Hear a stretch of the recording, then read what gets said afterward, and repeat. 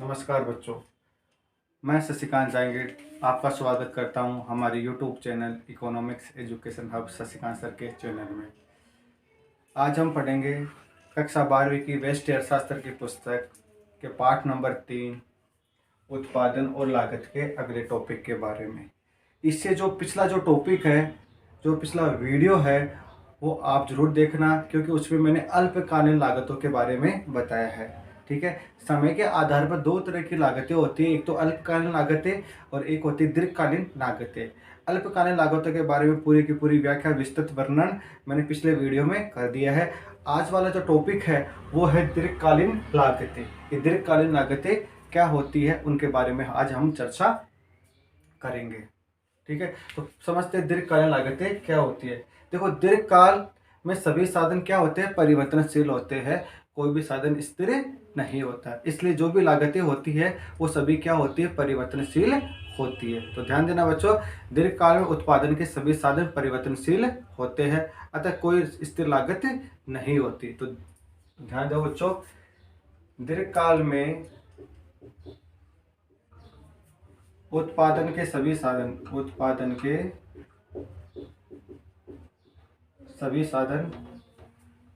दीर्घकाल में उत्पादन के सभी साधन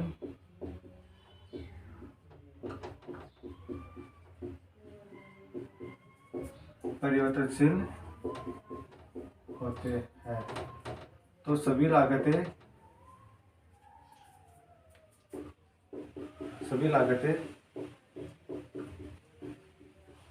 परिवर्तनशील होती है। स्थिर लागतें कोई भी नहीं होती है। तो ध्यान देना बच्चों, कि दीर्घकाल क्या होता है, बहुत लंबी समय अवधि होती है, उसमें सभी साधनों में क्या है, परिवर्तन संभव होता है। इस कारण से क्या होता है, सभी लागतें क्या होती है, परिवर्तनशील लागतें होती है। कोई भी स्थिर लागत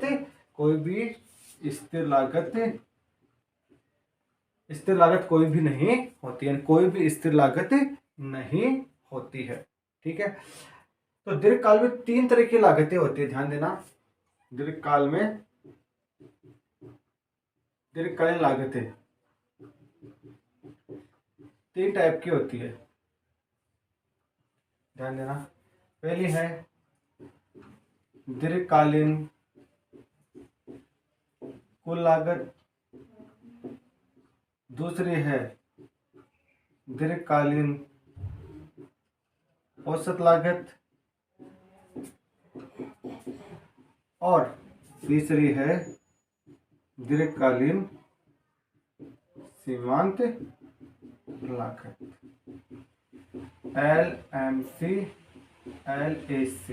ठीक है, ये हो गई LTC, long term total cost. ठीक है, तो मोस्टली क्या होती है, तीन तरह की ही लागतें होती है, कुल लागत, दीर्घकालीन औसत लागत और दीर्घकालीन सीमांत लागत। तो हम क्या करेंगे, इन तीनों के बारे में पढ़ेंगे, फिर इनकी आकृतियों के बारे में चर्चा करेंगे। तो सबसे पहले मैं बात करता हूँ दीर्घकालीन कुल लागत की।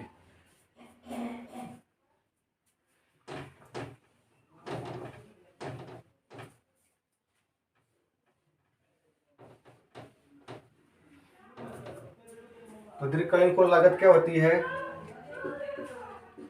दीर्घकालीन कुल लागत क्या होती है, दीर्घकाल में किसी उत्पादक द्वारा किसी वस्तु का कुल उत्पादन करने पर जो कुल व्यय होता है वही क्या होती है, उस वस्तु की कुल लागत होती है। तो क्या होगा, दीर्घकाल में किसी वस्तु का कुल उत्पादन करने पर जो कुल धन व्यय होता है उसे दीर्घकालीन कुल लागत कहते हैं। तो अब हम बात करते हैं दूसरी दीर्घकालीन औसत लागत के बारे में। दीर्घकालीन औसत लागत क्या होती है कि दीर्घकाल में जब कुल लागत में, ध्यान देना बच्चों, कि दीर्घकाल में जब कुल लागत में उत्पादन मात्रा का भाग देते हैं तो हमें दीर्घकालीन औसत लागत प्राप्त हो जाती है। तो ध्यान देना बच्चों कि दीर्घकाल में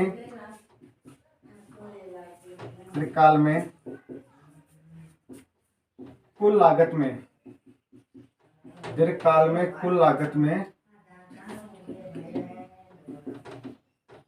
उत्पादन मात्रा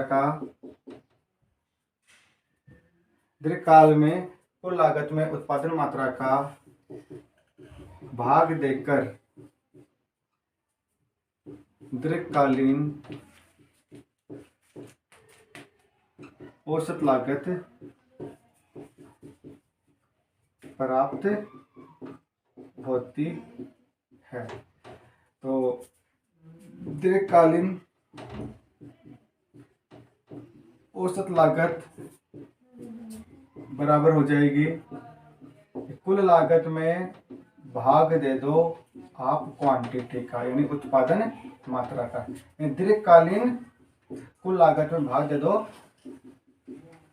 उत्पादन मात्रा का, यानी LAC बराबर हो जाएगा TC अपॉन Q। दीर्घकालीन कुल लागत में क्वांटिटी का भाग दे दो तो आपको LAC प्राप्त हो जाएगा। अब हम बात करते हैं तीसरी दीर्घकालीन लागत की, जिसका नाम है दीर्घकालीन सीमांत लागत।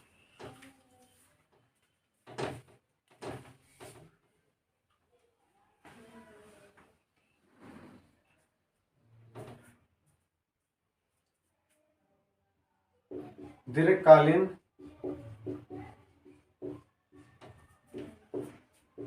सीमांत लागत LMC। दीर्घकाल में वस्तु की एक इकाई के परिवर्तन से, ध्यान देना बच्चों कि दीर्घकाल में वस्तु की एक इकाई के परिवर्तन से कुल लागत में होने वाला परिवर्तन ही दीर्घकालीन सीमांत लागत कहलाता है। दीर्घकाल में क्या होता है कि उत्पादन मात्रा की एक इकाई में परिवर्तन से, ध्यान देना कि दीर्घकाल में उत्पादन मात्रा की एक इकाई में परिवर्तन से कुल लागत में जो परिवर्तन होता है उसे दीर्घकालीन सीमांत लागत कहते हैं। तो देखो बच्चों, दीर्घकाल में उत्पादन मात्रा की एक इकाई में परिवर्तन से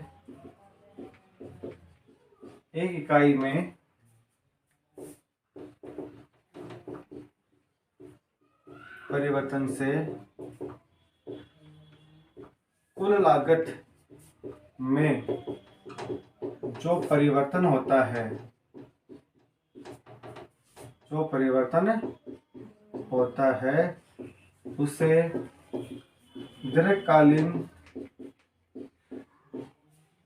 सीमांत लागत कहते हैं।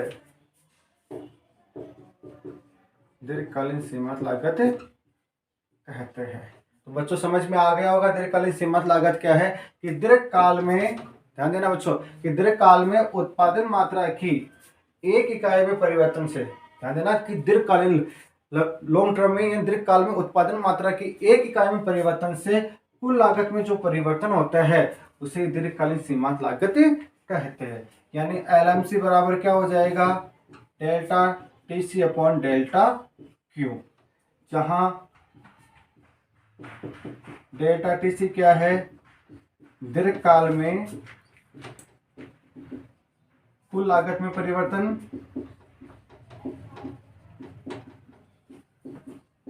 और डेल्टा Q है उत्पादन मात्रा में परिवर्तन। आपको इसको अन्य सूत्रों से भी लिख सकते हैं कि LMC बराबर होता है TCN माइनस TCN-1। ये भी इसका एक सूत्र होता है और ये भी इसका एक सूत्र होता है। तो बच्चों आपको दीर्घकालीन लागतें समझ में आ गई होगी कि दीर्घकालीन लागतें कौन कौन सी है और क्या क्या होती है। दीर्घकालीन कुल लागत, दीर्घकालीन औसत लागत और दीर्घकालीन सीमांत लागत के बारे में मैंने आपको डेफिनेशन अच्छी से समझा दी है और आपके अच्छे से समझ में आ गई होगी। अब हम बात करते हैं दीर्घकालीन लागतों वक्रों की। जो दीर्घकालीन लागत है उनकी आकृति कैसी होती है उनके बारे में हम चर्चा करेंगे। तो सबसे पहले बात करते हैं दीर्घकालीन औसत लागत वक्र की आकृति।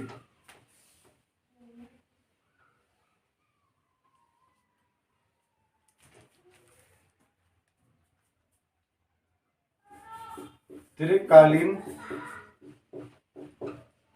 लागतों की आकृति, दीर्घकालीन लागतों की आकृति। तो इसमें सबसे पहले हम बात करते हैं दीर्घकालीन औसत लागत LAC। तो LAC क्या होती है? दीर्घकाल में औसत लागत वक्र, तो दीर्घकाल है ना,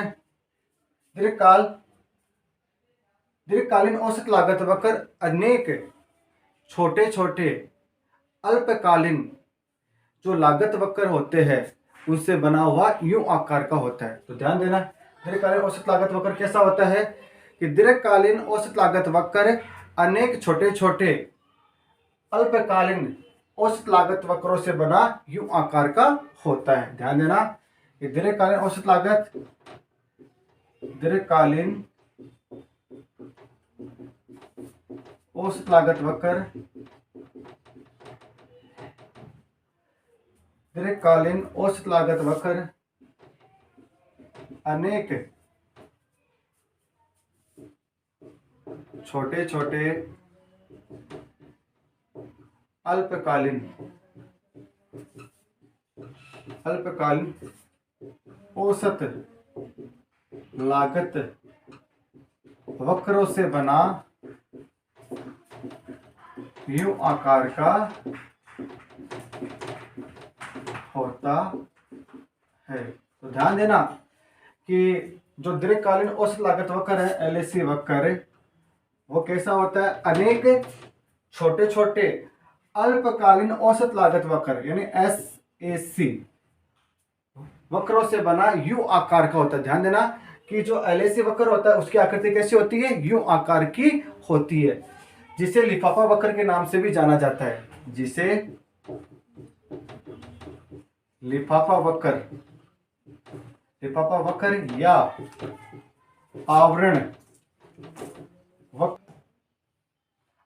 वक्र के नाम से भी जाना जाता है। तो ध्यान देना, जो LAC वक्र है बच्चों, ये भी बहुत इंपॉर्टेंट क्वेश्चन है कि किस वक्र को आवरण या लिफाफा वक्र के नाम से जाना जाता है। ये प्रश्न पूछा जाता है कि किस वक्र को आवरण या लिफाफा वक्र के नाम से जाना जाता है। तो इसका आंसर क्या होगा कि दीर्घकालीन औसत लागत वक्र को लिफाफा वक्र या आवरण वक्र के नाम से जाना जाता है। और जो दीर्घकालीन औसत लागत वक्र है वो दीर्घकालीन औसत लागत वक्र अनेक छोटे छोटे अल्पकालीन औसत लागत वक्रों से बना यू आकार का होता है। देखो मैं बच्चों यहाँ पे आपको बना के बताता हूं।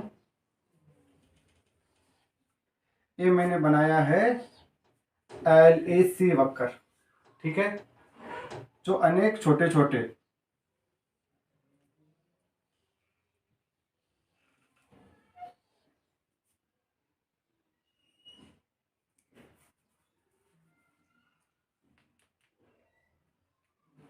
तो देखो बच्चों, ये हो गया SAC1, ये हो गया SAC2, ये हो गया SAC3, ये हो गया SAC4 और ये हो गया SAC5, ठीक है। तो देखो जो LAC वक्र है, देखो ये मोटी मोटी लाइन में मैं लिख रहा हूं कि क्या है, LAC वक्र है। और LAC वक्र किससे बना हुआ है? जो छोटे छोटे अल्पकालीन औसत लागत वक्र है उनसे बना हुआ है, ठीक है। ये मैंने मोटी इसको मोटा कर दिया जिससे आपके अच्छे से समझ में आ जाए। ठीक है, तो एलएसी वक्र क्या है? अनेक अल्पकालीन छोटे छोटे औसत लागत वक्रों से बना हुआ वक्र होता है जिसकी आकृति कैसी होती है? यू आकार की होती है, यू आकार की होती है, जिसे लिफाफा वक्र या आवरण वक्र के नाम से भी जाना जाता है। इसे आवरण वक्र के नाम से क्यों जाना जाता है, ये भी एक प्रश्न पूछा जाता है। क्योंकि ये क्या करता है? दीर्घकालीन औसत लागत वक्र जितने भी अल्पकालीन औसत वक्र होते हैं उनको अपने में समाहित कर लेता है, अपने में क्या कर लेता है? समाहित कर लेता है। इसलिए इसे लिफाफा वक्र के नाम से भी जाना जाता है। कभी कभी प्रश्न ऐसे पूछ लेते हैं कि दीर्घकालीन औसत लागत वक्र को लिफाफा वक्र के नाम से क्यों जाना जाता है, तो इसका आंसर होगा क्योंकि दीर्घकालीन औसत लागत वक्र अल्पकालीन औसत लागत वक्रों को अपने में समाहित कर लेता है। इस कारण से इसे लिफाफा वक्र या आवरण वक्र के नाम से जाना जाता है। तो मेरे हिसाब से आपको एलएसी वक्र समझ में आ गया होगा कि एलएसी वक्र की आकृति कैसी होती है। ठीक है, अब हम बात करते हैं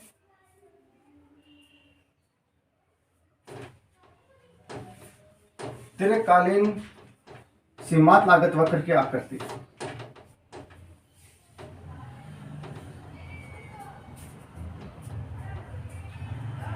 इसमें इंपॉर्टेंट है, अभी जो बताया ना दीर्घकालीन औसत लागत, वो ज्यादा इंपॉर्टेंट है। ठीक है, और मैंने उसको आपको अच्छे से समझा भी दिया गया। अगर कुछ समझ में ना आए तो कमेंट बॉक्स में जाके पूछ सकते हो। दूसरा है दीर्घकालीन सीमांत लागत एलएमसी वक्र। देखो, एलएमसी वक्र की आकृति भी यू आकार की होती है। क्यों? क्योंकि प्रारंभ में क्या होता है? घटता हुआ होता है, एक जगह न्यूनतम हो जाता है फिर बढ़ने लग जाता है। इस कारण से इसकी आकृति भी कैसी होती है? यू आकार की होती है। तो एलएमसी वक्र की आकृति, एलएमसी वक्र की आकृति यू आकार की होती है, यू आकार की होती है। ध्यान देना, कौन से वक्र? एलएमसी वक्र की आकृति भी यू आकार की होती है। ऐसे ऐसे एलएमसी वक्र यू आकार का होता है। प्रारंभ में घटता हुआ होता है, एक जगह न्यूनतम हो जाता है, फिर उसके बाद में बढ़ते रहता है। इस कारण से इसकी आकृति कैसी होती है? आकृति यू आकार की होती है। तो बच्चों, आपको दोनों लागत वक्र है, सीमांत लागत वक्र और दीर्घकालीन औसत लागत वक्र की आकृति समझ में आ गई होगी। अब हम ज्ञात करते हैं कि दीर्घकालीन सीमांत लागत वक्र और दीर्घकालीन औसत लागत वक्र में संबंध को।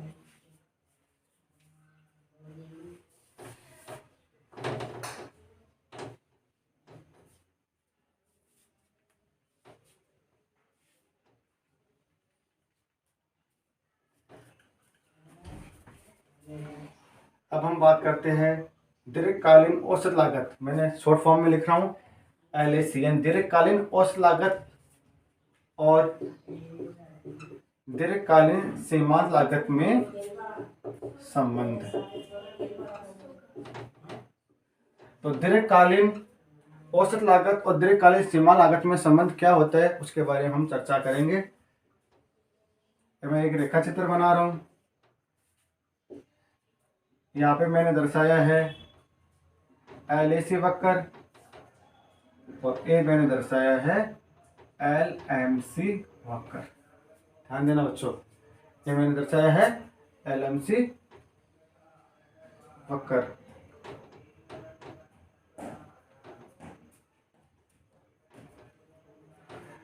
तो देखना बच्चों, जो LMC वक्र है वो LAC के न्यूनतम बिंदु पर काटता है, जिसको मैं रेखा चित्र में ई दर्शाता हूँ और OQ मात्रा दर्शाता हूँ। ये हो गई उत्पादन मात्रा O अक्ष पर और OY पर हो गई लागतें, जिसमें LMC और LAC है, LAC और LMC है। ठीक है, जो ई बिंदु है उसको इष्टतम बिंदु कहते हैं। ध्यान देना, रेखा चित्र में जो ई बिंदु है उसको इष्टतम बिंदु कहते हैं। क्यों? क्योंकि इस बिंदु पर जो लागत होती है वो न्यूनतम होती है। यानी कोई भी उत्पादक होता है ना, उसके ई बिंदु पर क्या होती है? लागत न्यूनतम होती है। और जब लागत न्यूनतम होती है तभी उसको क्या होता है? अधिक से अधिक यानी अधिकतम लाभ प्राप्त होता है। इस कारण से लिए उत्पादक के लिए ई बिंदु क्या है? इष्टतम बिंदु है। ठीक है, तो हम संबंध पहली बात करते हैं कि प्रारंभ में क्या होता है? एलएमसी और एलएसी दोनों में क्या होती है? गिरावट होती है। ठीक है, चलो मैं पहले ये बता देता हूं आपको। ई बिंदु पर पहला संबंध क्या है? ई बिंदु पर एलएसी और एलएमसी दोनों बराबर होते हैं। दोनों बराबर होते हैं, जिसे इष्टतम बिंदु कहते हैं। तो पहला संबंध तो क्या हो गया कि ई बिंदु पर क्या होता है? एलएमसी और एलएसी वक्र दोनों क्या होते हैं? बराबर होते हैं, जिसे क्या कहा जाता है? इष्टतम बिंदु कहा जाता है। पहला संबंध तो ये होगा कि ई बिंदु पर क्या होते हैं? दोनों बराबर होते हैं। दूसरा है, जब एलएमसी व एलएसी में गिरावट होती है, एलएमसी व एलएसी में गिरावट होती है तो एलएमसी वक्र तेज गति से गिरता है। एलएमसी वक्र एलएसी वक्र की तुलना में तेज गति से गिरता है। देखो रेखा चित्र में जब दोनों में गिरावट हो रही है ना, देखो दोनों गिर रहे हैं, तो एलएमसी वक्र क्या है? एलएमसी वक्र क्या? तेज गति से नीचे गिर रहा है। ठीक है, यानी एलएमसी वक्र एलएसी के वक्र के नीचे स्थित होता है। तो दूसरा समझ में आ गया होगा। तीसरा है कि जब एलएमसी और एलएसी दोनों में वृद्धि होती है, दोनों में वृद्धि हो रही है ना, तो जब दोनों में वृद्धि होती है उस स्थिति में क्या होता है? जो एलएमसी वक्र होता है वो तेज गति से बढ़ता है, यानी एलएमसी वक्र एलएसी वक्र के ऊपर स्थित होता है। तो जब एलएमसी व एलएसी में वृद्धि होती है तो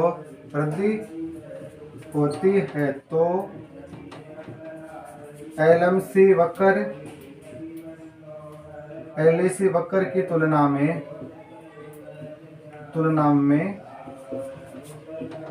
तेज गति से बढ़ता है, यानी एलएमसी वक्र एलएसी वक्र के ऊपर स्थित होता है। ठीक है, तो समझ में आ गया कि अब जब दोनों में वृद्धि होती है एलएमसी और एलएसी में, तो एलएमसी तेज गति से बढ़ता है, यानी एलएसी एलएमसी के ऊपर स्थित होता है। तो इस प्रकार ये जो तीन संबंध है ये आपके समझ में आ गए होंगे।